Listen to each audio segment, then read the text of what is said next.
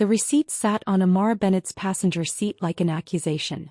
$87.50 for premium sushi delivery to one of Portland's most exclusive high-rise addresses.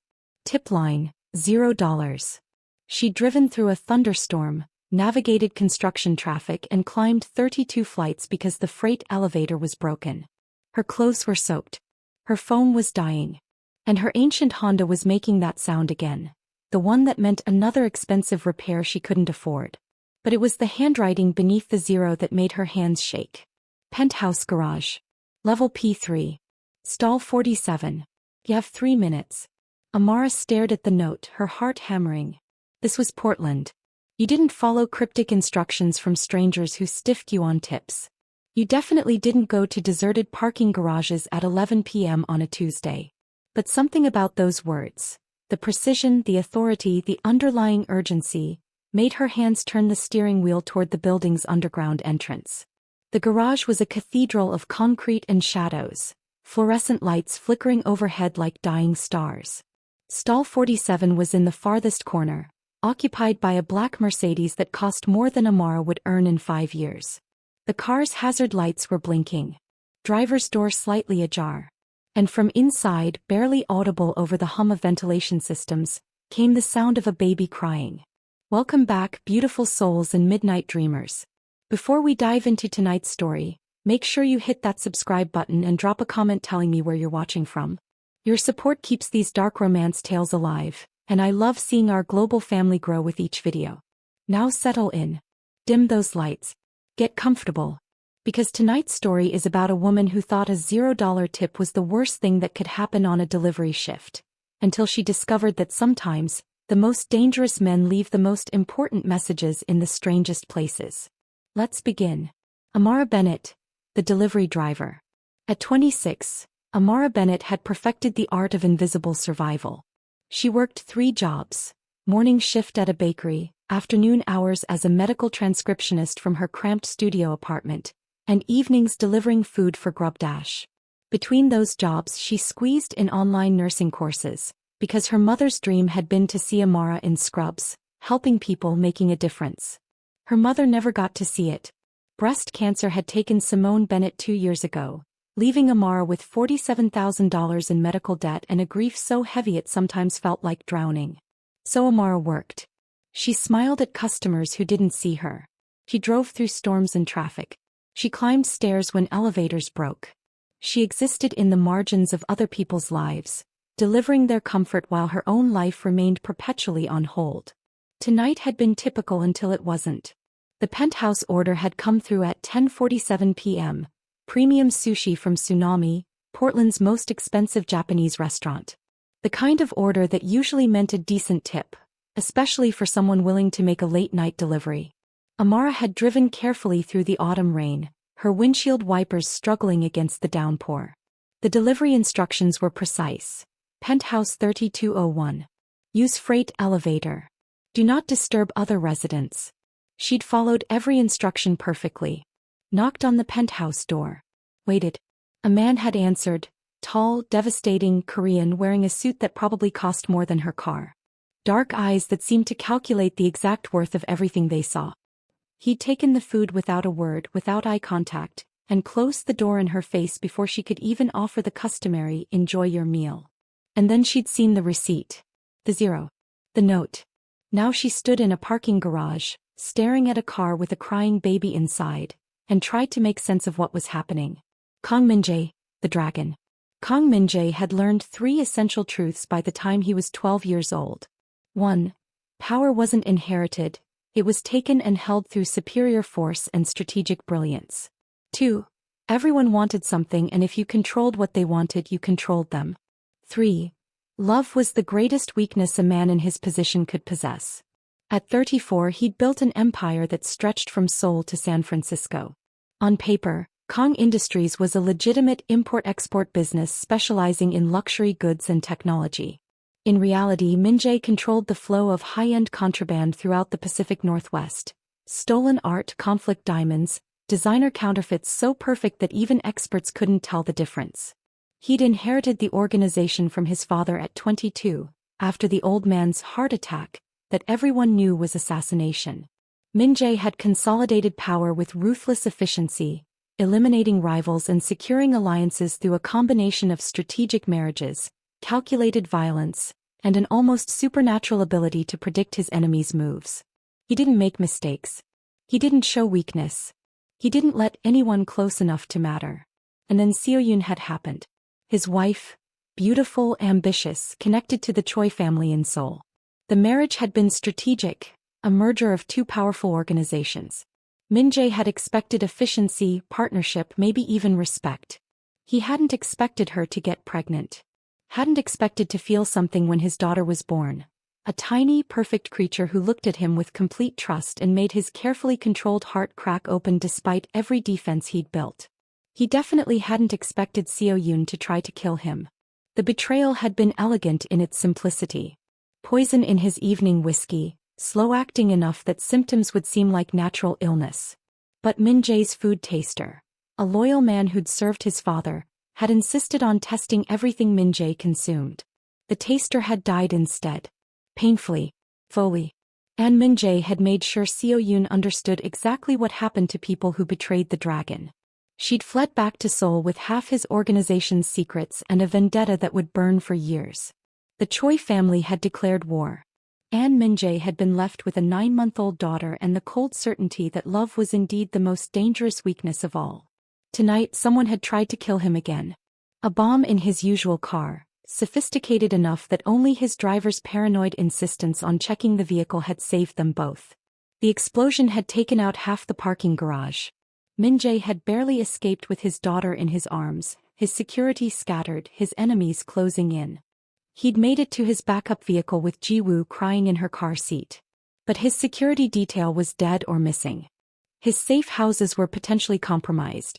And he had approximately 30 minutes before whoever had planted that bomb realized they'd failed and tried again. He needed someone he could trust.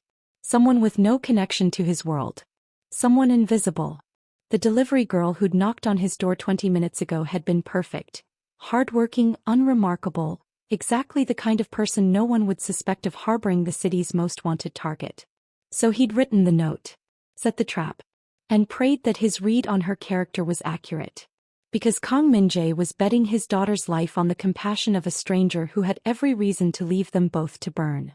The discovery. Amara's hands shook as she approached the Mercedes. Every instinct screamed at her to turn around. Go home. Forget she'd ever seen this. But the baby was still crying, a sound that cut through her fear and ignited something primal in her chest. She pulled open the back door. The infant was strapped into an expensive car seat, maybe 9 months old, with delicate Korean features and impossibly long eyelashes. Her face was red from crying, tiny fists waving in distress. She wore designer baby clothes, a cream-colored romper with subtle gold embroidery, and there was a diaper bag on the seat beside her that probably cost more than Amara's monthly rent. Hey, sweetie, Amara whispered, her voice instinctively gentle. Hey, it's okay. Where's your... Her name is Ji-woo. Amara spun around so fast she nearly fell. The man from the penthouse stood 10 feet away, having materialized from the shadows with predatory silence. Up close he was even more overwhelming, well over 6 feet, with the kind of physical presence that made the parking garage feel smaller. What the hell is going on? Amara demanded, her heart racing. Why is there a baby alone in a car? Because someone tried to kill us both 30 minutes ago, Min-jae said calmly as if discussing the weather. And I needed to ensure she was somewhere safe while I dealt with immediate threats. Amara stared at him. You left your baby in a parking garage? I left her in a secured vehicle in a monitored location while I neutralized the men who planted a bomb in my primary car. His dark eyes fixed on her with unsettling intensity. There's a difference. A bomb. Amara's voice came out flat. Someone planted a bomb. Yes. And you ordered sushi. For the first time, something almost like amusement flickered across Min-jae's face. I needed a way to get someone trustworthy to this location without arousing suspicion. The food was incidental.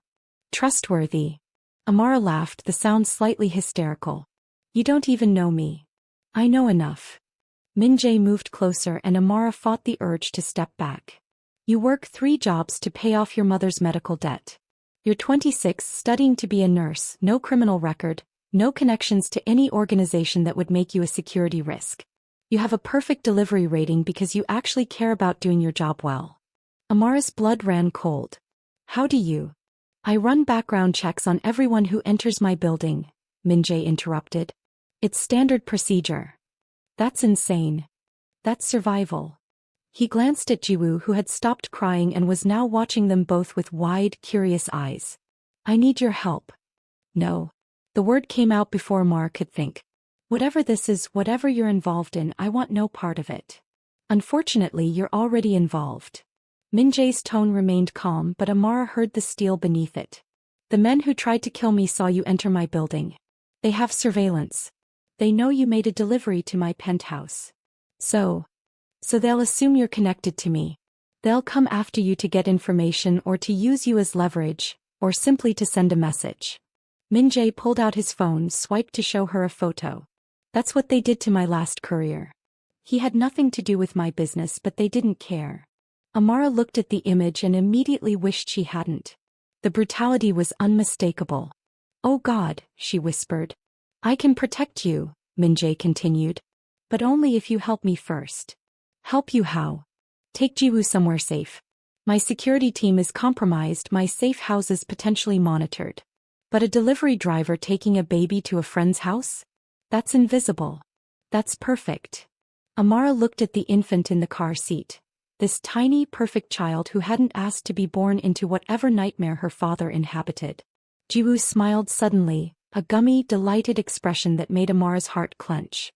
Where would I take her? I'll give you an address. It's a legitimate property, owned by a family with no connection to my organization. They'll keep her safe while I handle the immediate threat. And then you walk away with enough money to pay off your mother's debt and finish nursing school debt-free. Min-jae named a figure that made Amara's vision swim. Consider it hazard pay. It was too much money. Too convenient. Too dangerous. But when Amara looked at Jiwoo again, at those innocent eyes and that trusting smile, she thought about her own mother. About Simone Bennett working herself to exhaustion trying to give Amara a better life. About the kind of woman her mother had raised her to be. One delivery, Amara said finally.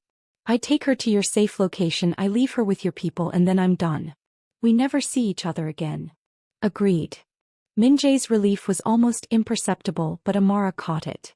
This ruthless, dangerous man was terrified for his daughter. There's just one complication. Of course there is. The address I'm sending you, you'll need to stay there with Jiwoo until I personally confirm the threat is neutralized. It's too dangerous to leave her with strangers. How long? 24 hours. 48 at most. Amara closed her eyes. This was insane. Completely, utterly insane. But when she opened them again and saw Min-jae gently lifting Jiwoo from her car seat, saw the way his entire demeanor softened when he held his daughter, saw the desperate love beneath his controlled exterior, she knew she was going to say yes. Because some things mattered more than self-preservation. Fine, she said. But you're buying me a new phone. Mine's about to die and I'm not getting stranded with a baby and no way to call for help. Min-jae's smile was swift and genuine. Done. What Amara didn't know was that the safe house was Min-jae's most secure property. A lakeside cabin 2 hours from Portland, completely off-grid, stocked for a month-long siege. What she also didn't know was that Min-jae had no intention of leaving her there alone with his daughter. And what neither of them knew was that Jiwoo's mother, Seo-yoon, was already in Portland with a kill team, determined to take her daughter back and eliminate the only man who'd ever made her feel powerless. The delivery Amara thought would take 48 hours was about to become the most dangerous week of her life. The journey to safety. They took Amara's Honda. Min-jae had insisted on the Mercedes initially, but Amara had pointed out that a luxury car would stand out in most neighborhoods, while her beat-up sedan was invisible, just another struggling person trying to get by. He'd conceded the point with visible reluctance, though he'd insisted on driving. Your vehicle is unreliable, he'd said diplomatically after the engine made a concerning rattling sound on startup. My vehicle is paid off and runs fine, Amara had countered, but she'd let him take the wheel anyway. Partly because Jiwoo was already strapped into her car seat and back, and partly because Min-jae's obvious discomfort with the cramped, worn interior was oddly satisfying. Now they were heading east on Highway 26, the Portland skyline disappearing behind them as they drove into the dark. Rain continued to fall, softer now but persistent. Min-jae drove with the same precise control he seemed to apply to everything, his expensive suit looking absurdly out of place in her aging Honda. "She needs a bottle soon," Amara said, glancing back at Jiwoo. The baby was still awake, watching the passing lights with fascination. "When did she last eat?" 6 p.m. Min-jae checked the dashboard clock. 10:58 p.m. "She's overdue. There's a rest stop about 15 minutes ahead. We can pull over and I'll feed her. You know how to prepare formula?" Amara raised an eyebrow. "I have 3 younger cousins I helped raise. I'm pretty sure I can handle a bottle." For the first time, some of the tension left Min-jae's shoulders. "Thank you." They drove in silence for a few minutes, the only sounds the rain, the road noise, and Jiwoo's occasional babbling from the back seat. "What kind of import-export business requires bomb-proof cars?" Amara asked finally. Min-jae's jaw tightened. "The kind that deals in high-value merchandise." "That's not an answer." "It's the only answer you're getting tonight." Amara studied his profile. The sharp line of his jaw, the controlled set of his mouth, the way his hands gripped the steering wheel with just enough pressure to whiten his knuckles. He was terrified, she realized. Not of the people chasing him but of what might happen to his daughter. "How old is she?" Amara asked, softening her tone. 9 months. Min-jae's expression gentled slightly. "Her birthday was last week." "What happened to her mother?" The temperature in the car seemed to drop 10 degrees. "She's alive," Min-jae said carefully. "But she's not in Jiwoo's life anymore." "By choice or by necessity?" The finality in his voice made it clear the subject was closed. They reached the rest stop, a small, mostly empty parking area with bathrooms and vending machines sheltered under metal awnings. Min-jae parked in the darkest corner, his eyes constantly scanning for threats. "I'll get her bottle ready," Amara said, climbing into the back seat beside Jiwoo. "You should probably change out of that suit. You look like a movie villain." Min-jae glanced down at his perfectly tailored clothing. "I look professional." "You look like you're about to foreclose on an orphanage." Amara was already pulling the diaper bag closer, searching for formula and bottles. "There are spare clothes in here. Your daughter has better travel accommodations than I do. Jiwoo deserves the best. Jiwoo is a baby. She'd be just as happy in onesies from Target." But Amara smiled as she said it, carefully measuring formula powder into a bottle. "Though I have to admit her taste in designer baby wear is impeccable." Was that almost a smile on Min-jae's face? It vanished too quickly for Amara to be sure. She tested the formula temperature on her wrist, then offered the bottle to Jiwoo. The baby latched on immediately, tiny hands reaching up to hold the bottle herself with Amara's help. "You're good with her," Min-jae observed quietly. "Babies are easy. They're honest about what they need." Amara met his eyes in the rearview mirror. "It's adults who complicate everything. Including me. Especially you." But there was no heat in her words. "Though I suppose having people plant bombs in your car is a decent excuse for complications. I need you to understand something." Min-jae turned in his seat to face her directly. "The people who did this, they're not going to stop. And until I can neutralize the threat, anywhere near me is the most dangerous place you could be." "Then why did you involve me?" "Because I had no choice." Raw honesty roughened his voice. "My security team is either dead or compromised. Every person in my organization is a potential leak. I needed someone outside that world, someone with no reason to betray me, someone who would put Jiwoo's safety above everything else. And you thought a delivery driver who lives paycheck to paycheck wouldn't sell you out? I thought a woman who works 3 jobs to honor her mother's memory understands what loyalty means." Min-jae's dark eyes held hers. "I researched you, Amara. I know you turned down a settlement offer from the hospital where your mother died because accepting it would have meant admitting they weren't negligent. I know you're paying off those medical bills yourself because you refused to let them buy your silence." Amara's breath caught. "How do you?" "I told you. I know everything about everyone who enters my building." He paused. "You could have walked away tonight. You had every reason to. But you saw a crying baby and couldn't leave her alone. That's who you are. You're betting your daughter's life on that assessment." "Yes. Simple. Absolute. Because I recognize strength when I see it. And you, Amara Bennett, are one of the strongest people I've ever met. The words hit harder than they should have. Amara looked down at Jiwoo, who was finishing her bottle with sleepy contentment, and felt something shift in her chest. The cabin we're going to, she said quietly. It's really safe? It's the most secure location I own. Off-grid, no electronic records connecting it to my name, stocked with everything we'd need for a month if necessary. Min-jae pulled out a new smartphone, still in its box, and handed it to her. This phone is encrypted and untraceable. My personal number is already programmed in. If anything happens, if you feel unsafe for even a second, you call me immediately. Amara took the phone, her fingers brushing his. The contact sent an unexpected jolt through her system. Awareness, attraction, something dangerous and electric that she absolutely could not afford to feel. Thank you, she managed. Don't thank me yet. Min-jae's expression was grim. We're not safe until we reach the cabin. They'd been driving for another 40 minutes when Min-jae's phone buzzed with an urgent message. He glanced at the screen and Amara saw his jaw clench. What is it? My people just identified the bomb maker. Min-jae's voice was cold as winter. It was ordered by the Choi family. Jiwoo's maternal relatives. Amara's stomach dropped. Her mother's family tried to kill her? They tried to kill me. Jiwoo was collateral damage they were willing to accept. His hands tightened on the steering wheel. Seo-yoon, my ex-wife, she wants custody of Jiwoo. But Korean courts won't grant it while I'm alive and contesting. So she decided to remove that obstacle. She tried to murder her own daughter? She tried to murder me and frame it as an accident. If Jiwoo had died in the explosion, Seo-yoon would have mourned publicly while privately celebrating her freedom to remarry into an even more powerful family. Min-jae's voice carried a bitterness that spoke of old wounds.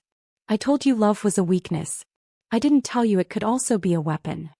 Amara thought about that as she watched Jiwoo sleep peacefully in her car seat. This innocent child, caught between parents who used violence as casually as other people used words. You really love her, Amara said softly. I mean, it's not just about power or property or whatever else drives your world. You actually love your daughter. Min-jae was quiet for so long that Amara thought he wouldn't answer. When he finally spoke, his voice was barely audible over the engine noise. She's the only purely good thing I've ever created. Everything else in my life is built on violence, manipulation, strategic cruelty. But Jiwoo, he glanced in the rearview mirror at his sleeping daughter. She's innocent. Perfect. And I would burn the world to ash before I let anyone hurt her. The fierce devotion in his words made Amara's throat tight. This was a man who inspired fear in hardened criminals, who built empires through ruthlessness and strategic brilliance. But when he looked at his daughter, he became something else entirely. Vulnerable, desperate, profoundly human. She's lucky to have you, Amara said. She's cursed to have me. Min-jae's smile was bitter. But I'm the only thing standing between her and people who see her as a pawn in a power game. So I'll be her curse, her shield, whatever she needs. They drove deeper into the mountains, leaving civilization behind. The rain had stopped and overhead, stars began to appear through breaks in the clouds. Amara watched the landscape change from suburban sprawl to dense forest, from streetlights to absolute darkness broken only by their headlights. We're almost there, Min-jae said finally, turning onto a narrow dirt road that wound through towering pines. Another 10 minutes. This cabin of yours, does it have running water? Solar-powered everything. Water from a spring. Generator backup. Internet via satellite. Min-jae navigated the rough road with practiced ease. I told you it was secure. You didn't tell me it was a survivalist compound. I prefer to be prepared. The cabin appeared suddenly, a sprawling structure of wood and stone that looked nothing like the rustic shack Amara had imagined. It was beautiful, all large windows and natural materials, nestled into the hillside like it had grown there. Min-jae used a fingerprint scanner to unlock the front door, and they stepped into a space that managed to be both luxurious and comfortable.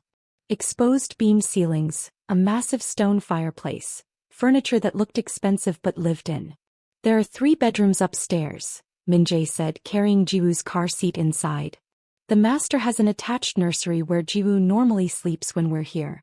You can take one of the guest rooms. When you're here. Amara repeated. You use this place regularly? When I need to think. When the city becomes too, he paused, searching for words. Too loud. Amara understood that. She'd spent the last 2 years surrounded by noise. The bakery's industrial mixers, the constant pinging of delivery notifications, the traffic in crowds and endless demands. Sometimes she dreamed of silence. It's beautiful, she said honestly. It's safe. Min-jae transferred Jiwoo to a portable crib he'd pulled from a closet, managing the task with the ease of long practice. That's all that matters. He stood watching his daughter sleep for a long moment, and Amara saw the exhaustion finally breaking through his controlled facade. How long had he been operating on adrenaline and fear? When did you last sleep? She asked. 72 hours ago. Min-jae ran a hand through his hair, disheveling its perfect style for the first time. There was a shipment issue that required my personal attention, and then the bomb, and he stopped himself. It doesn't matter. It does if you're trying to protect your daughter while running on fumes. Amara made a decision. Get some rest. I'll watch Jiwoo. I can't ask you to. You're not asking. I'm offering. She moved to sit in the armchair beside the crib. I work night shifts all the time. I'm used to weird hours. And unlike you, I didn't just survive an assassination attempt. Min-jae looked like he wanted to argue, but another glance at Jiwoo's peaceful face seemed to decide him. 3 hours. Wake me in 3 hours or immediately if anything seems wrong. Deal. He hesitated at the doorway to the master bedroom. Amara. I know. Don't open the door for anyone. Don't use any phones except the encrypted one. Don't leave the cabin. You've given me the safety lecture 3 times already. And yet I feel compelled to repeat it. But he was almost smiling. Thank you. For all of this. Ask me again in the morning if I still think this was a good idea. After Min-jae disappeared into the bedroom, Amara sat in the quiet cabin and tried to process the last 3 hours of her life. She'd started the evening as a delivery driver hoping for a decent tip. Now she was in a mountain hideaway, protecting the infant daughter of a man who was either a very successful businessman or something much more dangerous. Probably both, her instincts whispered. Jiwoo stirred in her sleep, tiny fists curling and uncurling. Amara reached out automatically, her finger brushing the baby's palm. Jiwoo's hand closed around it with surprising strength, holding on even in sleep. You have no idea what you've gotten me into, do you, sweetie? Amara whispered. Your daddy is either going to get me killed or change my life completely. I'm not sure which would be worse. But as she sat there in the warm cabin, listening to Jiwoo's soft breathing and the distant sound of wind in the pines, Amara realized something terrifying. She didn't want to walk away anymore. And that was the most dangerous development of all. 48 hours. Amara woke to the smell of coffee and the sound of someone speaking Korean in low, urgent tones. She'd fallen asleep in the armchair sometime around 3 a.m., Jiwoo still sleeping peacefully in her crib. Now early morning sun streamed through the cabin windows, and Min-jae stood in the kitchen area, phone pressed to his ear, his expression grim. Alasio, he said finally, I understand, and ended the call. Bad news? Amara asked, her voice rough with sleep.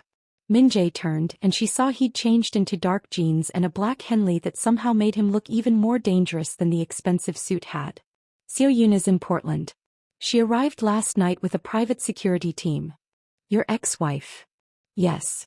He poured coffee into 2 mugs, handed her one. My people have been tracking her movements. She went directly to my penthouse. When she found it empty, He paused. She's making threats. What kind of threats? The kind that involve taking Jiwoo by force and eliminating anyone who stands in her way. Min-jae's jaw clenched.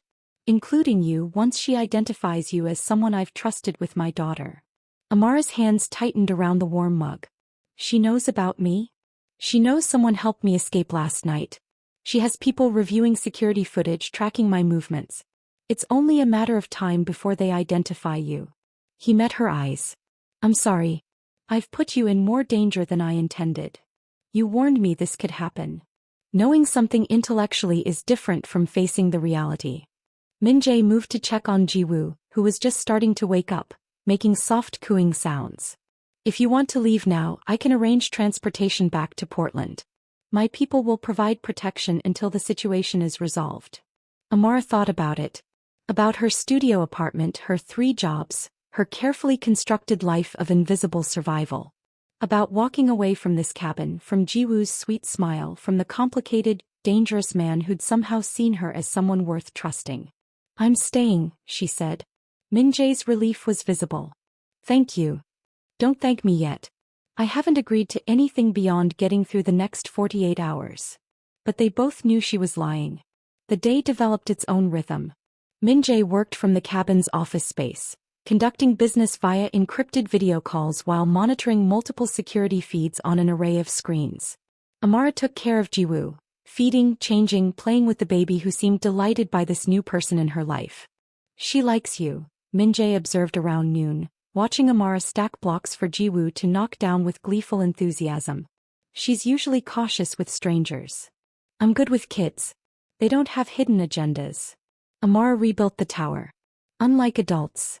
Present company included?" "Especially present company." But she smiled as she said it. "Though I'll admit you're better with her than I expected." "What did you expect?" "Honestly, nannies. Stuff.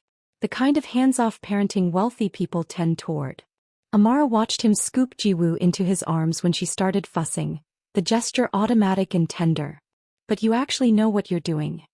"I had no choice but to learn." Min-jae settled Jiwoo against his shoulder, patting her back with practiced rhythm. "After Seo-yoon left, it was just us. I hired help, but Jiwoo only wanted me. Especially at night."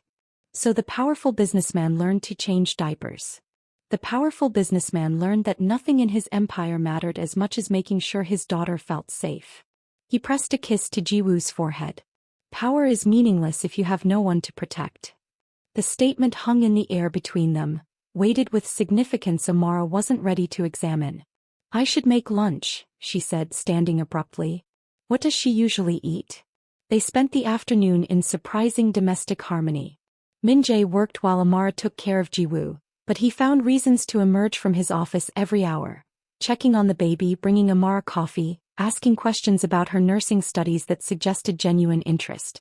"Why nursing?" he asked while they prepared dinner together, Jiwoo playing on a blanket nearby.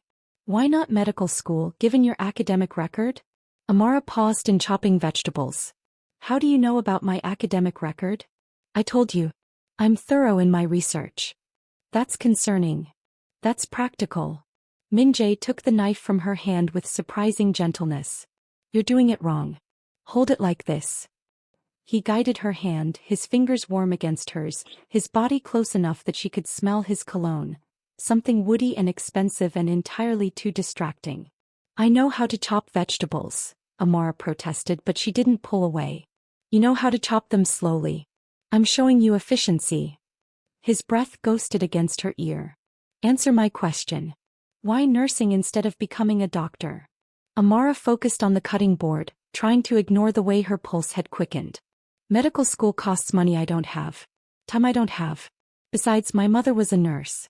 She said nurses are the ones who actually care for patients while doctors just make decisions and move on. I like that philosophy. Caring over authority. Human connection over efficiency." She risked a glance at him, found his face closer than expected. "Not something your world values much, I imagine." "You'd be surprised." Min-jae's eyes held hers. "In my world, loyalty is everything. And loyalty is just another word for caring enough to stay when leaving would be easier." "Is that what you're doing?" "Staying when leaving would be easier. Every single day." He released her hand, stepped back, and the kitchen suddenly felt colder. But especially now. That night, after Jiwoo was asleep and dinner was eaten, they sat by the fireplace with wine Min-jae had pulled from a surprisingly well-stocked cellar. The cabin was warm, quiet except for the crackling fire and the distant sound of wind in the trees. "Tell me about your mother," Min-jae said suddenly. Amara looked up from her wine glass, surprised. "Why?" "Because you've been in my life for 24 hours and I know facts about you but not stories. I want to understand who you are." It was the wine, Amara told herself. That's why she started talking. Why she told him about Simone Bennett's fierce pride and gentle humor. About growing up in a small apartment that was always filled with music and laughter despite having very little money. About her mother working double shifts to save for Amara's college fund, sacrificing everything for her daughter's future. "She sounds remarkable," Min-jae said quietly when Amara finally fell silent. She was. She would have hated that I'm paying off her medical bills instead of using that money for school. She'd say I should let it go, move on, build my own life. Amara took a long sip of wine. But I can't. It feels like the only way I have left to honor her. It's not. What? Becoming the kind of nurse she was, caring, competent, someone who sees patients as people rather than problems to solve. That would honor her. Drowning yourself in debt and exhaustion to prove a point honors no one. The words hit harder than Amara expected. That's easy for you to say. You have money. I have money because I learned the difference between meaningful sacrifice and pointless martyrdom. Min-jae leaned forward, his intensity focused entirely on her. Your mother worked herself to exhaustion to give you opportunities. You're working yourself to exhaustion to pay for her death. That's not what she would have wanted. You didn't know her. No. But I know what it's like to make the wrong kind of sacrifice. His voice roughened. When my father died, I inherited an organization that was fracturing, enemies circling, everyone waiting to see if I'd fail. I could have walked away. Built something legitimate, something safe. Instead, I chose revenge, power, control. I sacrificed any chance at a normal life because I thought it mattered more. And now I have Jiwoo and I realize everything I built means nothing if she grows up thinking power is more important than love. That control matters more than connection. He met her eyes. You're making the same mistake. Letting debt define you instead of letting love guide you. Amara felt tears threatening. I don't know how to be any other way. Then learn. Min-jae's hand covered hers. Accept the money I'm paying you. Pay off the debt. Finish school. Become the nurse your mother hoped you'd be. That's how you honor her memory. It feels like cheating. It feels like survival. There's a difference. They sat in silence, hands still touching, the fire burning down to embers.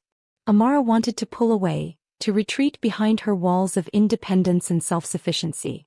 But Min-jae's warmth, his unexpected understanding, made her want something else entirely. Something dangerous. Something like connection. Tell me about Jiwoo's mother, she said finally. The real story. Not the sanitized version. Min-jae's expression shuddered.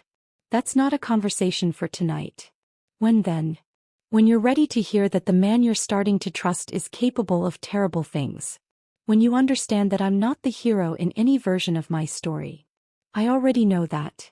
Amara turned her hand over, threading her fingers through his. I knew at the moment you left a baby in a parking garage as bait. But you're also the man who spent the last 24 hours putting your daughter first. Who learned to change diapers and make bottles because your child needed you. Who's sitting here trying to convince a near stranger to choose life over martyrdom. That doesn't absolve me. I'm not asking for absolution. I'm asking for honesty. Min-jae studied her face for a long moment. Then he pulled out his phone, swiped to a photo and handed it to her. Amara saw a woman of stunning beauty, Korean, delicate features, wearing traditional hanbok in vivid colors. She stood beside a younger Min-jae at what was clearly a wedding ceremony. Seohyun, Min-jae said. We married for strategic reasons. Her family controlled shipping routes I needed. I controlled territory they wanted. It was supposed to be a mutually beneficial arrangement. What happened?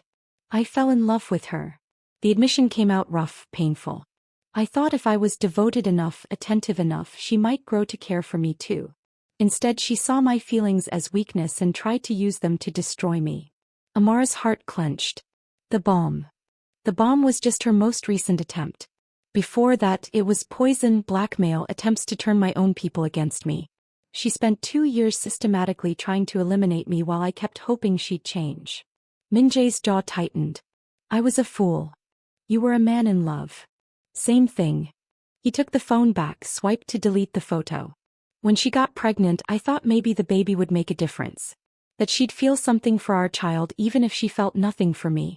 But the day Jiwoo was born, I saw Seohyun look at her with such cold calculation that I knew our daughter was just another pawn in her power game. What did you do? I waited until Seohyun made her next move. Documented everything. Built a case that even her powerful family couldn't dismiss. Min-jae's voice was ice. Then I gave her a choice.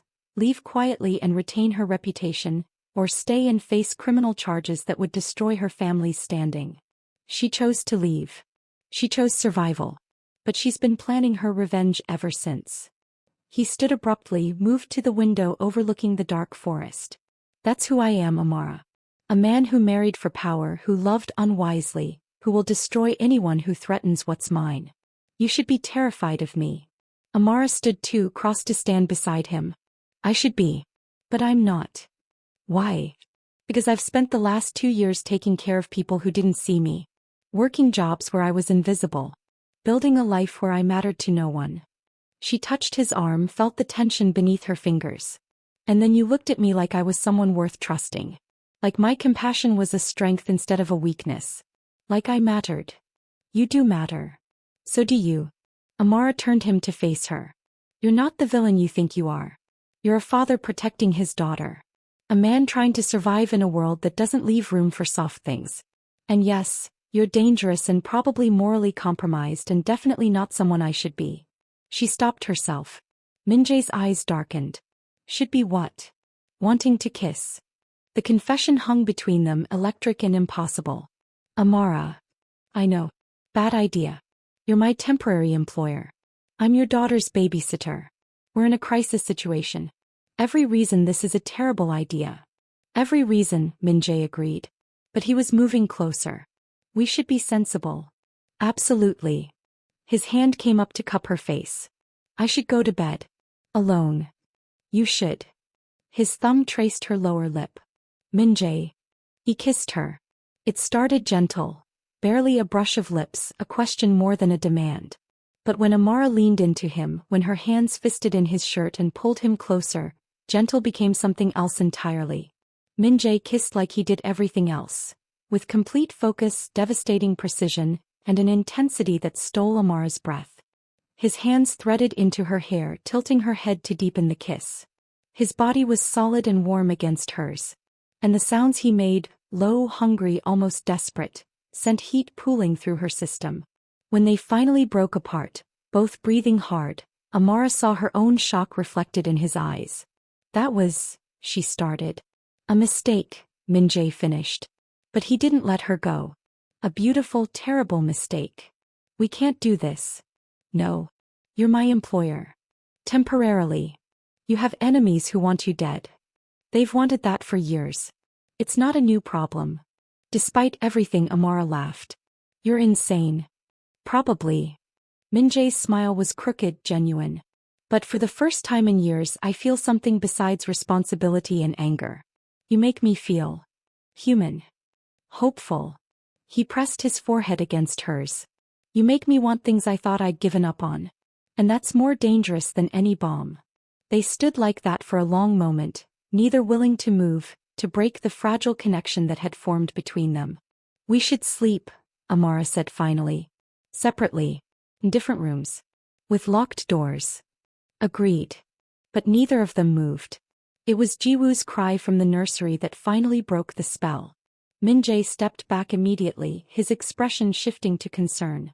I'll check on her, Amara offered. We'll both go. They found you not distressed but simply awake, smiling up at them from her crib with toothless delight. Amara lifted her automatically, settling the baby against her shoulder. Someone's wide awake, she murmured. She does this sometimes. Sleeps for a few hours, wakes up ready to play.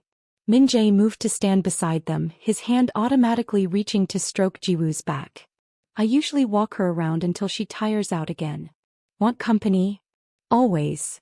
They walked through the quiet cabin, Jiwoo babbling softly between them, and Amara felt something shift in her chest. This felt like family. Like belonging. Like everything she'd been missing since her mother died.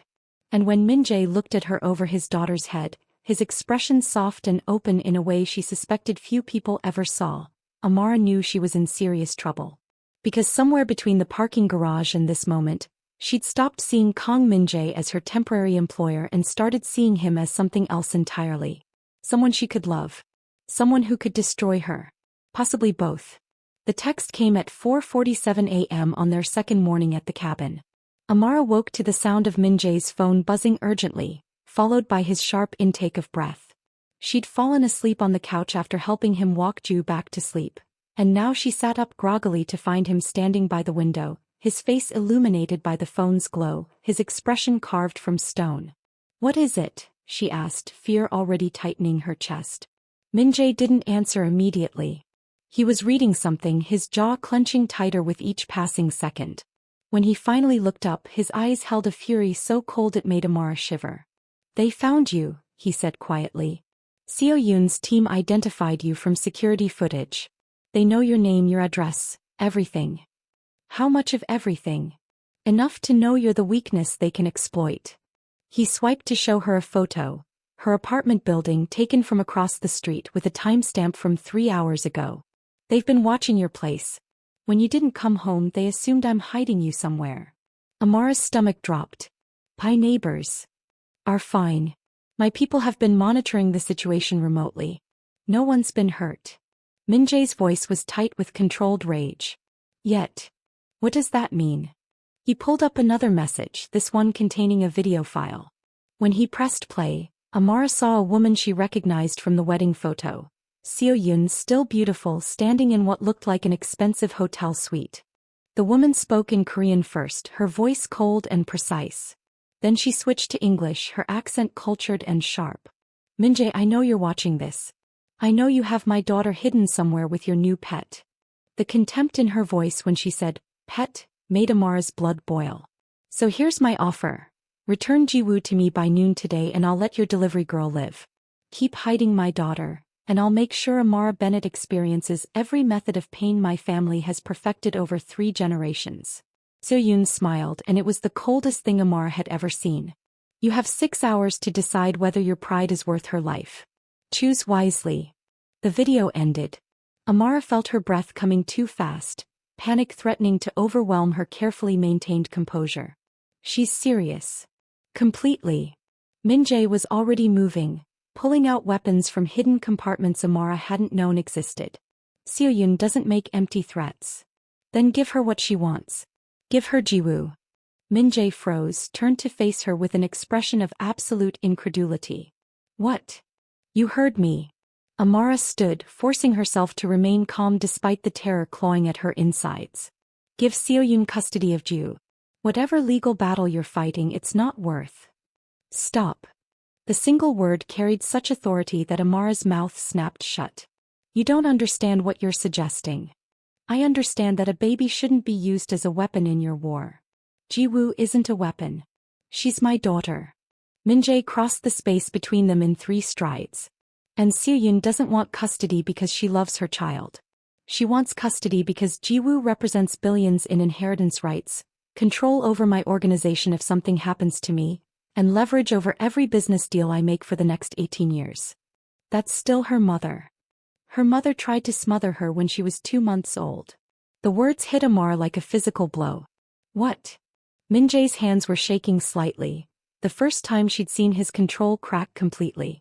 I came home early from a meeting. Found Seo Yoon holding a pillow over Jiwoo's face.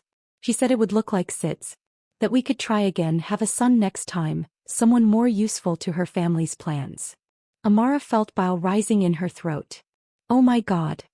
I have it on video. Security cameras I'd installed because I was already suspicious of her behavior.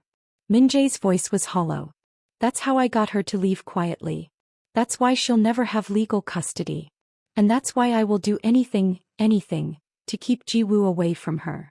Including sacrificing me? The question hung between them, raw and terrible. Min-jae looked at her for a long moment. No, he said finally. Not including that. Then what's your plan? I'm going to call Seo Yoon. Offer to meet her. Negotiate terms. She's not going to negotiate. She's going to kill you. Probably. Min-jae's smile was sharp as broken glass. But she has to find me first. And I'm very good at not being found when I don't want to be. He pulled out his phone, but before he could dial, Amara grabbed his wrist. Wait. There has to be another way. There isn't. What if I go? Min-jae stared at her. Absolutely not. Think about it. Seo Yoon wants leverage over you. She thinks I'm important to you. You are important to me. The confession stopped Amara's breath. But she pushed forward. Then use that. Let me meet with her. Tell her I'll convince you to give up Jiwoo in exchange for my safety. She'll kill you the moment she has you. Not if she thinks I'm useful. Not if she believes I can deliver what she wants. Amara moved closer, her hand still on his wrist. I'm just a delivery driver, remember? Invisible. Harmless. She won't see me as a threat. You're not invisible to me. Min-jae's free hand came up to cup her face. And you're definitely not harmless. You've become. He stopped himself. What? What have I become? Everything. The word came out rough, desperate. In 48 hours, you've become everything I didn't know I needed. Someone who sees me as human instead of monster. Someone who loves my daughter without agenda. Someone who makes me remember what it feels like to hope. Amara felt tears burning her eyes. Then trust me. Trust that I'm strong enough to do this. I do trust you. I don't trust Seo-yoon. You don't have to. You just have to be ready to get me out when things go wrong. When not if. I'm a realist. Amara managed a shaky smile. But I'm also someone who walked into a parking garage at midnight because a stranger wrote a cryptic note.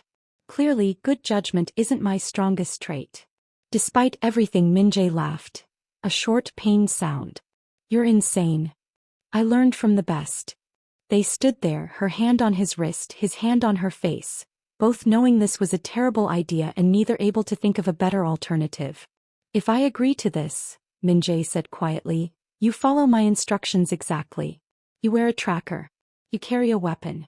And the second, you feel unsafe, you trigger the panic signal and my entire team extracts you. Agreed. I mean it, Amara. No heroics. No trying to negotiate beyond what we plan. You're the bait, not the solution. I understand. And when this is over, he pulled her closer, his forehead pressing against hers. When you're safe and Seo-yoon is neutralized and Ji-woo is protected, we're having a very long conversation about what happens next. What do you want to happen next? Everything. With you. His thumb traced her cheekbone. But first we have to survive today. The plan came together with military precision. Min-jae made contact with Seo-yoon, arranged a meeting at a neutral location. A high-end restaurant in downtown Portland, public enough that she wouldn't risk obvious violence, private enough that they could talk openly. She's agreed to meet with you, Min-jae said, ending the call. 2 p.m. Just you and her. She wants to woman, discuss the situation. And you believe she'll honor that? I believe she'll have a dozen armed men positioned around the restaurant ready to grab you the moment you step outside. Min-jae was already pulling up building schematics on his laptop. Which is why we're going to stack the deck in our favor. Over the next 3 hours, Amara watched Min-jae transform from protective father into something else entirely. A strategist, a commander, someone who saw threats and counters with terrifying clarity. He had people positioned at every exit. Cameras hacked to feed directly to his security team. A duplicate of Amara created using surveillance footage to lead Seo-yoon's people on a false trail while the real Amara approached from an unexpected angle. You've done this before, Amara observed. More times than I care to count. Min-jae fitted her with a nearly invisible earpiece. Though never with stakes this high. Your empire isn't high stakes? My empire is business. He stopped himself again. I'm what? Personal. He met her eyes. And I protect personal things with everything I have. He showed her how to trigger the panic signal. A specific pattern of taps on the smartwatch he'd given her. Taught her basic self-defense moves in case things went wrong. Made her practice until her muscles knew the movements instinctively.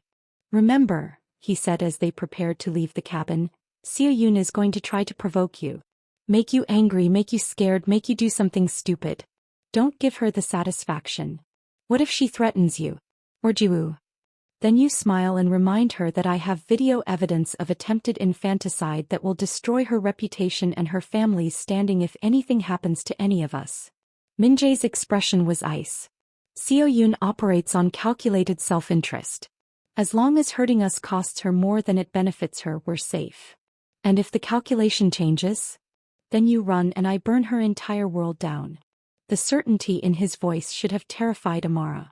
Instead, it made her feel protected in a way she'd never experienced before. They left Ji-woo with Mrs. Park, Min-jae's housekeeper, who'd arrived at the cabin with 2 armed bodyguards and a fierce determination to protect her baby at all costs. The older woman had pulled Amara aside before they left.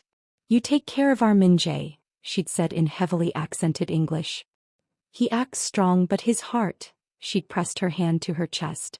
His heart is soft. Breakable. You understand. I understand. Good. Then you come back safe. Both of you. Now Amara sat in the passenger seat of a nondescript sedan, not Min-jae's Mercedes but something borrowed from his security team, and watched the city approach through rain-streaked windows. Second thoughts. Min-jae asked quietly. Dozens. But I'm still going. Why? Amara considered the question. Because 48 hours ago you trusted me with your daughter. Now it's my turn to trust you with my life. I won't let you down. I know. They drove the rest of the way in silence, hands clasped together on the center console, both preparing for what came next. Face to face with the dragon's ex-wife. The restaurant was exactly what Amara expected. Elegant, expensive, the kind of place where a single appetizer cost more than she made in a day. She was dressed in clothes Min-jae had provided. A simple black dress that looked professional without being ostentatious, low heels she could run in if necessary, and minimal jewelry except for the smartwatch that served as her lifeline. Seo-yoon was already seated at a corner table when Amara arrived, and seeing her in person was somehow worse than the video. She was breathtakingly beautiful. Delicate features, perfect posture, wearing a cream-colored suit that probably cost more than Amara's car. But her eyes were cold, calculating, completely devoid of warmth. Miss Bennett, Seo-yoon said in perfect English, gesturing to the seat across from her. Thank you for coming. I wasn't sure you'd have the courage. Amara sat, forcing herself to maintain composure. I'm here because I care about Jiwoo's well-being. Not because I'm afraid of you. Brave words from a woman who's in over her head. Seo-yoon studied her with the kind of assessment usually reserved for livestock at auction. Tell me, what did Min-jae promise you to make you willing to die for his bastard child? The casual cruelty made Amara's blood boil, but she kept her voice level. Jiwoo isn't a bastard. She's your daughter. She's a mistake I should have corrected when I had the chance. Seo-yoon sipped her wine delicately. But Min-jae's paranoid security measures made that difficult. And now here we are. In Amara's ear, Min-jae's voice came through sharp and controlled. Don't react. She's trying to provoke you. What do you want? Amara asked. What I've always wanted. My freedom from a marriage that was supposed to be temporary, custody of a child who represents significant financial assets, and Min-jae's complete withdrawal from territories he has no right to control. Seo-yoon leaned forward slightly. Your delivery boy boyfriend has been very difficult to negotiate with. I'm hoping you'll be more reasonable. I'm not his girlfriend. No? Then why are you here? Seo-yoon's smile was sharp. Why would a struggling delivery driver risk her life for a man she barely knows unless she's hoping to become the next Mrs. Kong? How predictable. Stay calm, Min-jae's voice reminded her. She's fishing for information. I'm here because a baby deserves to be safe, Amara said firmly. And from what I understand, she's not safe with you. Min-jae told you about his fabricated allegations, I assume. Seo-yoon's expression didn't change. Doctored videos, manipulated evidence, all designed to paint me as an unfit mother when the truth is he's the dangerous one. He's the one who built an empire on violence. Who kills people who displease him. Who would absolutely fabricate evidence to keep control over his assets. For a moment, doubt flickered in Amara's mind. Could Min-jae have lied? Could his version of events be the manipulation? Then she remembered his hands shaking when he'd told her about finding Seo-yoon with the pillow. The raw pain in his voice.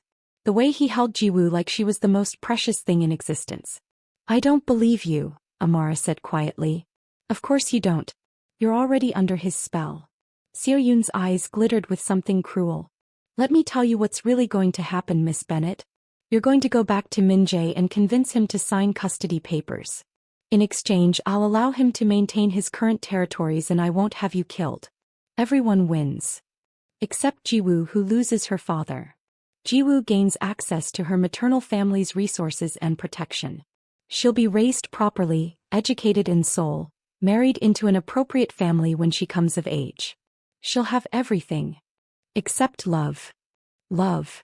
Seon laughed, the sound brittle and cold. Love is what weak people use to justify their chains. I'm offering my daughter power, wealth, position. That's worth infinitely more than Min-jae's sentimental attachment. In Amara's ear, She's positioned 3 men near the kitchen exit and 2 by the front. When I give the signal, move toward the bathroom corridor. Amara nodded imperceptibly. What if I refuse? What if I tell you that Min-jae will never sign those papers? Then I'll have you killed, Seo-yoon said matter-of-factly as if discussing the weather. Not here obviously.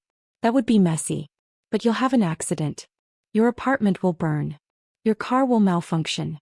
And Min-jae will understand that people he cares about die painfully when he defies me. You're insane. I'm practical. Seo-yoon stood, smoothing her suit. You have until midnight tonight to convince Min-jae. After that, I stop being diplomatic. She walked away, leaving Amara sitting alone at the table with her heart pounding and Min-jae's voice in her ear saying, North Corridor. No. Don't look back. Amara stood on shaking legs and headed toward the bathroom hallway. Behind her she heard shouting, Seo-yoon's men realizing she was moving. She broke into a run. The corridor opened into a service area. Min-jae was there, flanked by 2 of his people, his expression carved from fury and relief in equal measure. Go, he said to his team. Get her to the car. But before they could move, the door at the other end of the corridor burst open. 4 men poured through, weapons drawn. And Amara realized with cold certainty that Seo-yoon had never intended to let her leave alive. The dragon unleashed. Everything happened in seconds that felt like hours. Min-jae pushed Amara behind him, his own weapon appearing in his hand with practiced speed. Stay down, he ordered, his voice carrying absolute authority. The first shot went wide, punching through drywall behind them. Min-jae returned fire with precision that spoke of years of practice. 2 shots, center mass, and the lead gunman went down. His security team engaged the others and the corridor erupted into chaos. Amara pressed herself against the wall, trying to make herself as small as possible while her mind screamed that this couldn't be happening. People didn't actually shoot at each other in upscale restaurants in broad daylight. Except they did. Because this was Min-jae's world and she'd walked into it voluntarily. Amara. Min-jae's hand grabbed hers, pulling her through a door she hadn't noticed. Move. They ran through what looked like restaurant storage, shelves of supplies, industrial refrigerators, the smell of food and cleaning products overwhelming. Behind them, footsteps pounded. Voices shouted in Korean. How many? Amara gasped. Too many. Min-jae pulled her around a corner, pressed her into an alcove between 2 storage racks. Listen to me. My car is in the parking structure, level 2 northeast corner. Take these. He pressed keys into her hand. If I don't make it out. Don't you dare finish that sentence. Amara. No. She grabbed his shirt, held on with desperate strength. You promised. You promised you wouldn't let me down. And I won't. But if something happens. A door crashed open somewhere behind them. More footsteps. More voices. Min-jae made a decision. He kissed her, hard, fierce, tasting of desperation and determination. When he pulled back, his eyes held hers. Trust me, he said. Then he stepped out of their hiding place and opened fire. Amara watched in horrified awe as Kang Min-jae transformed into something she'd only glimpsed before. The dragon everyone feared, moving with lethal grace, every shot finding its target. He wasn't trying to kill, she realized. He was hurting them, forcing them back, creating space for her to escape. Run, he shouted without turning. Now. Amara ran.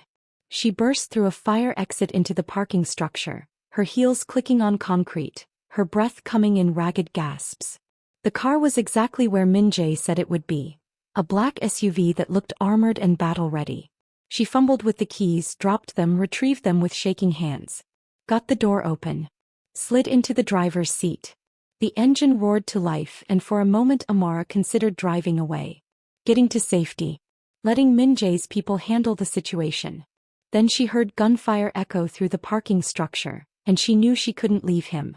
She threw the SUV into reverse, tires squealing as she navigated back toward the restaurant entrance. Pulled up to the fire exit just as Min-jae emerged, blood on his shirt, his? Someone else's. His security team behind him. Get in, she screamed. Min-jae's expression shifted from shock to something else. Pride, maybe, or amusement at her refusal to follow instructions. He and his team piled into the vehicle and Amara was already moving before the doors closed. You were supposed to drive to safety, Min-jae said as she navigated through downtown traffic with more aggression than skill. Yeah, well, I've got a history of ignoring instructions from people who don't tip. Amara took a corner too fast, felt the SUV's weight shift. Where am I going? East. Toward the cabin. Min-jae was on his phone, speaking rapid Korean. My people are clearing a path, but we need to, behind us. Amara glanced in the rearview mirror and saw two black sedans weaving through traffic, gaining on them. Seo-yoon's team, Min-jae confirmed. They're not going to let us just drive away. Then what do we do? You keep driving. Let me handle them. Min-jae climbed into the back seat, opened a panel Amara hadn't noticed, and pulled out weapons that made her previous concern about handguns seem quaint. Is that legal? She asked faintly. Absolutely not. He rolled down the rear window. Take the next right, then accelerate. Amara did as instructed, her hands white-knuckled on the steering wheel. The pursuing cars followed, and then Min-jae opened fire. The next 5 minutes were the most terrifying of Amara's life. She drove while Min-jae and his security team engaged in what could only be described as a mobile firefight, weaving through Portland traffic while trying not to kill innocent civilians. One pursuing car peeled off after its windshield shattered. The other kept coming, more aggressive, trying to force them off the road. Highway entrance ahead, one of Min-jae's men said. If we can reach it. The pursuing car rammed into their rear bumper. Amara fought to control the SUV, her medical transcription job suddenly seeming very appealing compared to this. That's it, Min-jae said, his voice gone cold. He aimed carefully and put 2 rounds through the other car's front tire. The sedan spun out, crashing into a parked delivery truck with a sickening crunch of metal. Go, Min-jae told Amara. Don't slow down. He didn't. She drove like her life depended on it, because it did, following Min-jae's navigation until they reached the highway heading east out of the city. Only when Portland disappeared behind them did Amara start to shake. Pull over, Min-jae said gently. I'll drive the rest of the way. I'm fine. Amara. I said I'm fine. But her hands were trembling so badly she could barely hold the wheel, and when Min-jae put his hand over hers she broke. She pulled onto the shoulder and barely had time to put the car in park before the sobs came, huge racking things that she couldn't control. All the fear, all the adrenaline, all the impossible reality of what had just happened crashed over her at once. Min-jae was there immediately, pulling her from the driver's seat into his arms, holding her while she shattered. I've got you, he murmured against her hair. You're safe. I've got you. She tried to kill us. She actually tried. I know. I'm sorry. I'm so sorry I brought you into this.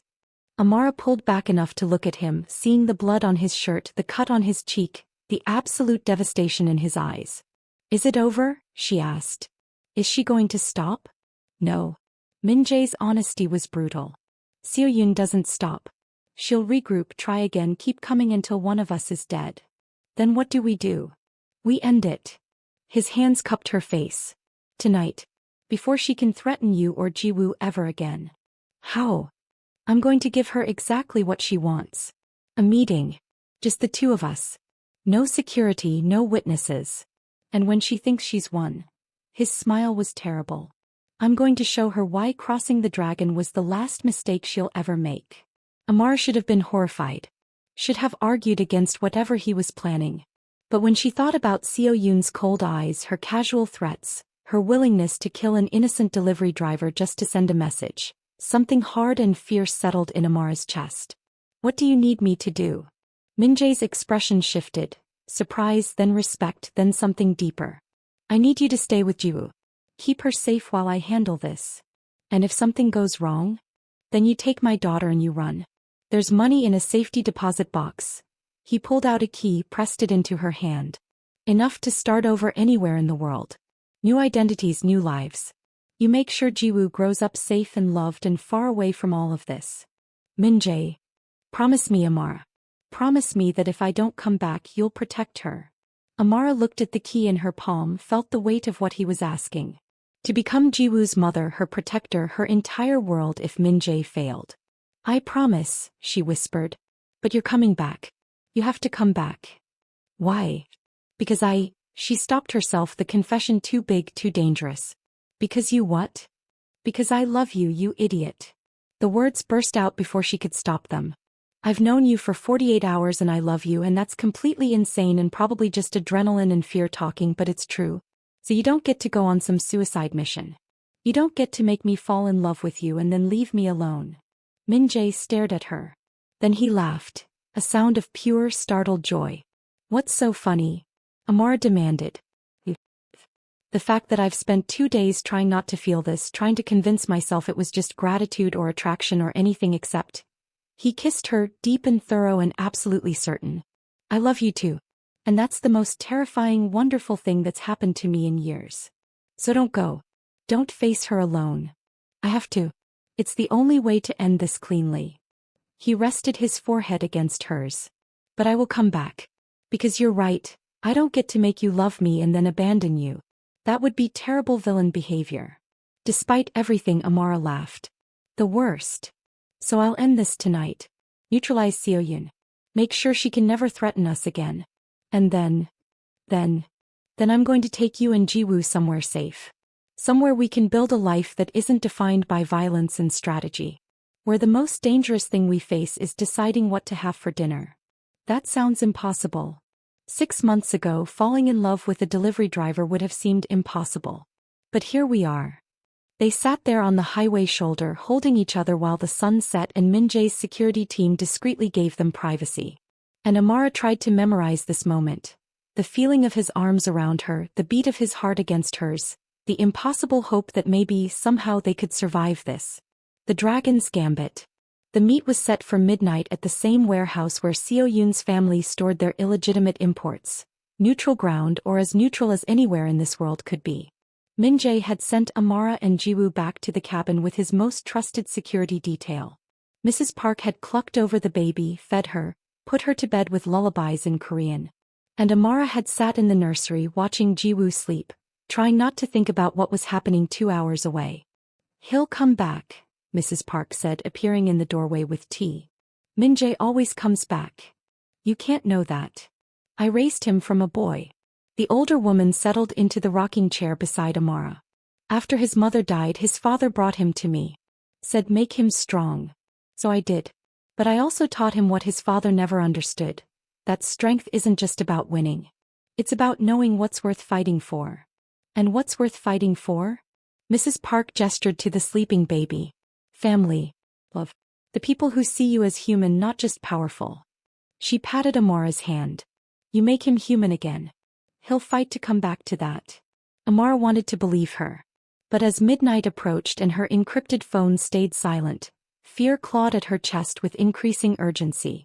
Meanwhile, across town, Kang Min-jae stood in the center of the warehouse, surrounded by shipping containers and shadows, and waited for his ex-wife to arrive. She came precisely at midnight, flanked by 6 armed men. More than their agreement had specified, but exactly what Min-jae had expected. Seo-yoon never played fair. Min-jae, she said, her voice echoing through the empty space. How refreshingly punctual. Let's skip the pleasantries. You wanted to negotiate. I'm here. Talk. Seo-yoon walked closer, her heels clicking on concrete. I want full custody of Ji-woo. I want you to sign over the territories your father promised to my family before the marriage. And I want your public statement that our divorce was amicable, that I'm a devoted mother, that all accusations against me are withdrawn. In exchange for? I let you and your delivery girl live. She smiled. Generous, considering you killed 3 of my men this afternoon. Self-defense. They shot first. Details. Hyun pulled out a contract, offered it to him. Everything's outlined here. Sign it and this ends peacefully. Min-jae took the papers, pretended to read them. And if I refuse? Then I kill you right now. Take Ji-woo from wherever you've hidden her, and make sure Amara Bennett experiences every torture method my family has perfected over 3 generations. Seo-yoon's expression didn't change. Starting with her grandmother's grave. I'll dig up the body, desecrate it, send pieces to her until she agrees to give me what I want. Rage flooded Min-jae's system, but he kept his voice controlled. You do that. Hurt an innocent woman just to prove you can. I'd do anything to win. You taught me that, actually. Seo-yoon moved closer. You and your father always preaching about how power is the only currency that matters. How sentiment makes you weak. I learned the lesson well. Too well. Min-jae set the contract aside. You learn to see people as tools. To treat your own daughter as a commodity. To believe that winning is more important than being human. Humans are weak. You're proving that right now, refusing to sign because you've developed feelings for some nobody driver. She's not a nobody. She's the woman who saw a crying baby and risked everything to help. Who stood up to you despite having every reason to be terrified. Who taught me in 48 hours what you couldn't teach me in 3 years of marriage. That love isn't weakness. It's the only thing worth being strong for. Seo-yoon laughed. How touching. Are you finished with your speech? Because my men are getting impatient. Almost. Min-jae pulled out his phone. I just need to show you something first. He pressed play on a video file. Seo-yoon's face appeared on screen, but not from today. This was from 2 years ago, sitting in her lawyer's office, speaking to a man who worked for one of Seoul's most powerful crime families. In the video, Seo-yoon detailed her plan. Marry Min-jae, have a child to secure inheritance rights, then eliminate him and frame it as internal organization conflict. Take control of his empire, merge it with her family's interests, and raise Ji-woo as a pawn to consolidate power. I don't need to love him, Video Seo-yoon said with cold precision. I just need him to love me. That's his weakness. The present-day Seo-yoon's expression went deadly. Where did you get that? Your lawyer. Turns out he's not as loyal as you thought. Min-jae pocketed the phone. I've had this for 6 months. Held on to it as insurance. Now I'm releasing it to every major news outlet, every law enforcement agency, and every family head in our world. You're bluffing. Am I? Min-jae's smile was sharp. Check your phone. Seo-yoon pulled out her device, swiped through incoming messages. Her face went pale. By morning, Min-jae continued, everyone will know exactly who you are. A woman who married for money, tried to kill her husband, attempted to murder her own child, and planned to use a baby as a tool for corporate consolidation. Your reputation is destroyed. Your family's standing is compromised. And Ji-woo. His voice went hard. Ji-woo will never, ever be given to someone capable of this. You bastard. Seo-yoon's control finally cracked. You've just started a war you can't win. No. I just ended one.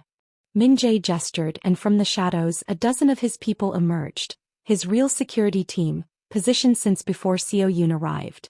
Your men are already disarmed. Your escape routes are blocked.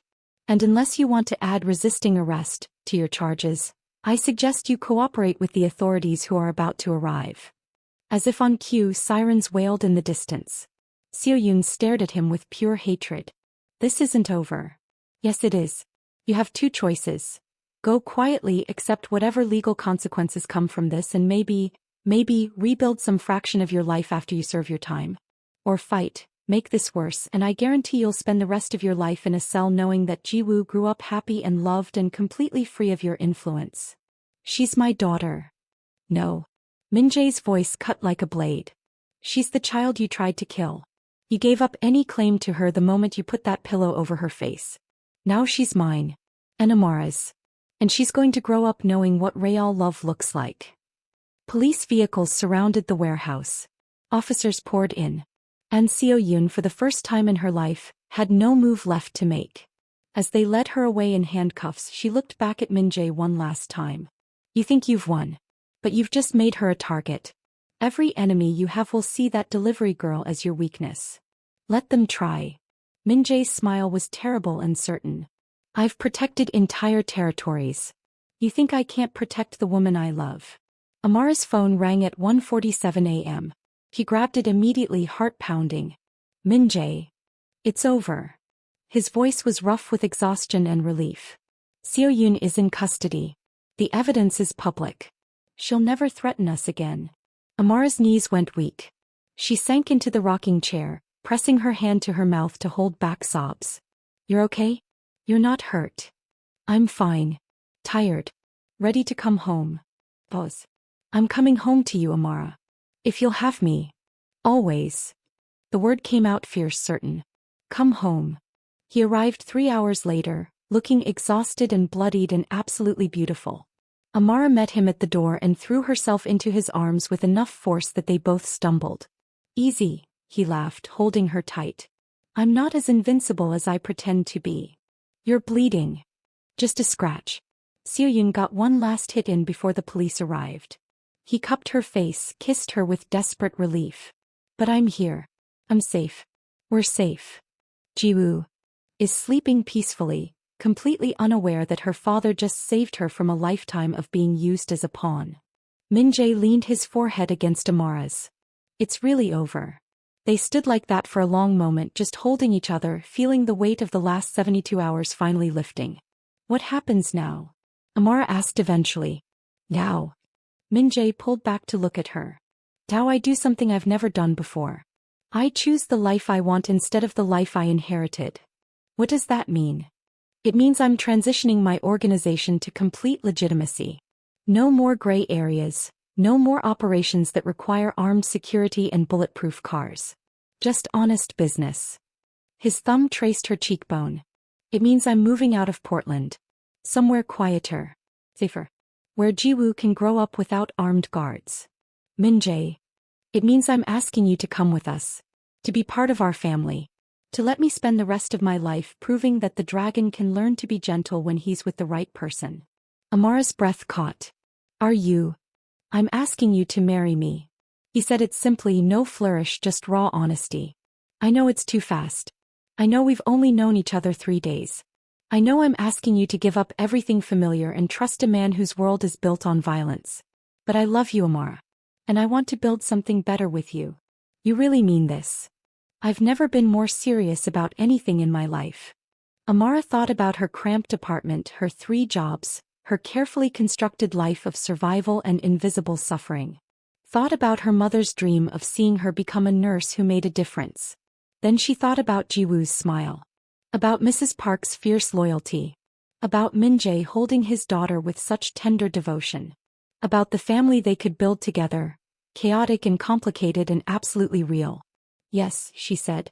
Yes to all of it. Min-jae's smile was like sunrise. He kissed her again, slower this time, deeper, full of promise and possibility. There's one condition, Amara added when they came up for air. Anything. You let me finish nursing school.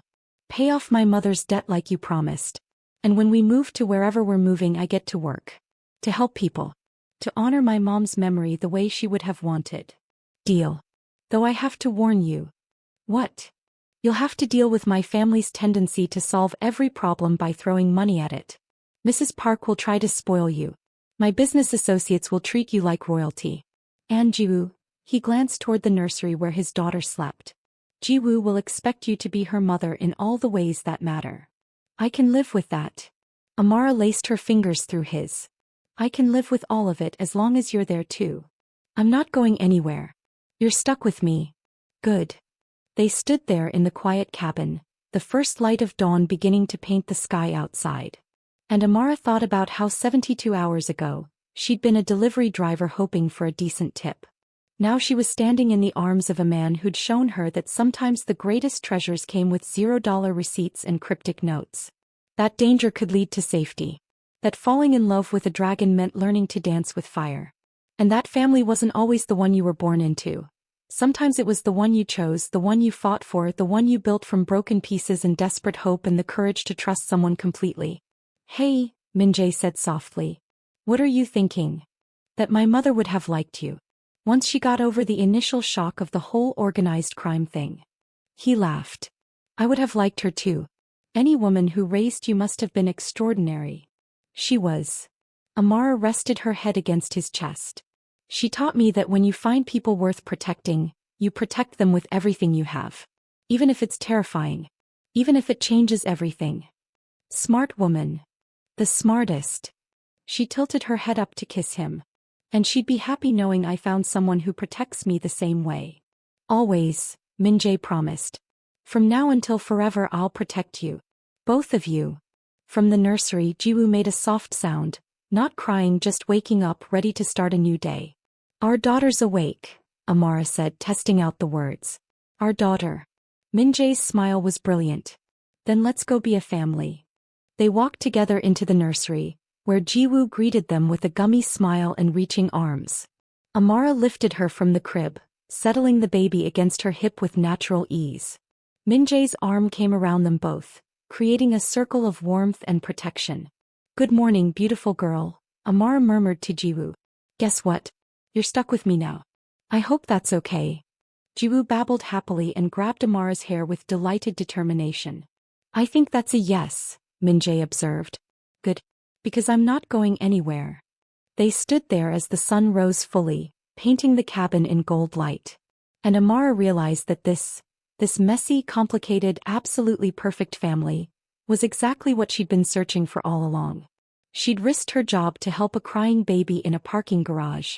She'd found a $0 tip that changed her entire life. And she'd discovered that sometimes the most dangerous gambles led to the greatest rewards. "I love you," she said to both of them. "My dragon and his princess." "We love you too," Min-jae replied. "Our queen."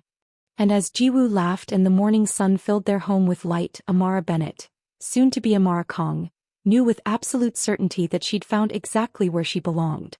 In the arms of a reformed dragon. In the heart of a makeshift family. In a life built not on survival but on love. 6 months later. The house Min-jae bought was in a small coastal town in Oregon. Far from Portland, far from his old life, close enough to the ocean that Jiwoo could grow up with salt air and tide pools. Amara stood on the back deck watching her fiancé chase their daughter through the backyard. Jiwoo was walking now, toddling on unsteady legs while Min-jae pretended he couldn't catch her, letting her escape, with squeals of delight. "You're getting soft," Mrs. Park observed, coming to stand beside Amara with 2 cups of coffee. "He's getting happy," Amara corrected. "There's a difference." "Good happy." The older woman smiled. "His mother would have liked you. I wish I could have met her. She would have loved you." Approved immediately. Mrs. Park sipped her coffee. Though she would have also given Min-jae a lecture about moving too fast. 3-day courtship, engagement before the month was out, wedding planned for next spring. Very dramatic. "We're dramatic people. You're people in love. That's allowed to be dramatic." Amara watched Min-jae scoop Jiwoo into his arms, spinning her until she shrieked with laughter. The fierce, dangerous man she'd met in a parking garage had become this. A devoted father, a loving partner, someone who'd transformed his entire life for the people he cared about. He'd kept his word. The organization was legitimate now.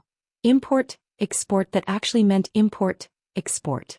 He'd sold off the questionable assets, partnered with ethical businesses, and rebuilt his empire on legal foundations. It hadn't been easy. Some of his old associates had objected. Others had tried to exploit the transition. But Min-jae had handled each challenge with the same strategic brilliance he'd once used for less noble purposes. And Amara had been there beside him, finishing her nursing degree with his financial support and enthusiastic encouragement, learning to navigate the complicated world of family and business and the lingering shadows of their dramatic beginning. "How's school?" Mrs. Park asked. "Good. I graduate next month." Amara smiled. "The hospital here offered me a position in their pediatric unit. Min-jae must be pleased. He cried when I told him. Actual tears. Then denied it vehemently." Mrs. Park laughed. "Sounds like him." Min-jae was walking toward them now, Jiwoo on his shoulders, both of them windblown and happy. When he reached the deck, he lifted his daughter down and kissed Amara with casual affection that still made her heart flutter. "We're building sandcastles," he announced. "Jiwoo has very specific architectural requirements." "As any princess should," Amara agreed, smoothing down her daughter's wild hair. "Did you check your phone? The lawyer was supposed to call about Seo Yoon's case." Min-jae's expression clouded briefly. "She took the plea deal. 7 years, no early parole. The courts granted me full custody with no visitation rights." "And you're okay with that?" "I'm relieved. Jiwoo deserves to grow up without that toxicity." He pulled Amara closer. "And when she's old enough to ask questions, we'll tell her the truth. That her birth mother made terrible choices, but that family is about love, not biology. That's very evolved of you. I've had a good teacher." He kissed her forehead. "Speaking of which, I have something for you." Min-jae pulled a small box from his pocket, not the ring box that had come 2 months ago with a proposal on the beach at sunset that had left Amara crying and laughing simultaneously. This was something else. Inside was a key. "To?" Amara asked. "The bakery downtown." The one that's been for sale. Min-jae watched her expression carefully. I know you love nursing. But I also know you miss baking. Your mother's recipes. So I thought, maybe you could do both. Nurse part-time, run a bakery that honors her memory the rest of the time. Amara stared at the key, feeling tears burn her eyes. You bought me a bakery. I bought you a space. You'll make it a bakery. With your mother's name on it. Simone's. What do you think? I think, her voice broke. I think my mother would have loved that. And all of this. Then say yes. Yes. Always yes with you. They kissed while Ji-woo made exaggerated gagging sounds. She'd learned that from Mrs. Park. And the ocean wind carried the scent of salt and possibility. Later that evening, after Ji-woo was asleep and the house was quiet, Amara and Min-jae sat on their deck watching the stars emerge. Do you ever regret it? He asked quietly. Saying yes that night in the parking garage? Getting involved with my chaos. Amara thought about her old life. The 3 jobs, the crushing debt, the invisible existence where she mattered to no one. Thought about her mother's death and the 2 years of grief-soaked survival that followed. Then she thought about this. A home full of laughter, a daughter who called her mama, a man who looked at her like she hung the moon, a career helping children heal, and a bakery where she could honor her mother's memory while creating new traditions. Not for a second, she said. You gave me a family. A purpose. A life that matters. You gave me the same. Min-jae pulled her closer. I was just going through motions before you. Protecting Ji-woo, running the business, surviving. But you taught me how to actually live. We saved each other. We did. He kissed her temple. And we're going to keep saving each other. Every day. For the rest of our lives. Amara looked at her ring. Not the biggest diamond but perfectly chosen, ethically sourced. Min-jae had been very specific about that. She thought about the wedding they were planning, the family they were building, the future stretching out before them. You know what the crazy thing is? She said. What? If you'd left a normal tip that night, $5, $10, whatever, I would have just said thank you and moved on. We never would have met. None of this would have happened. Min-jae laughed. So you're saying my complete disregard for tipping etiquette saved our lives? I'm saying sometimes the best things come from the strangest beginnings. She snuggled into his warmth. Though for the record you still need to work on your tipping habits. I heard you left another 0 tip at the cafe last week. That wasn't a 0 tip. That was me buying the cafe so the owner would stop making the barista work doubles without overtime pay. Amara sat up to stare at him. You bought a cafe because someone was being mistreated? I bought a cafe because no one who reminds me of you should be taken advantage of. He shrugged like it was nothing. I'm transitioning it to a worker-owned cooperative.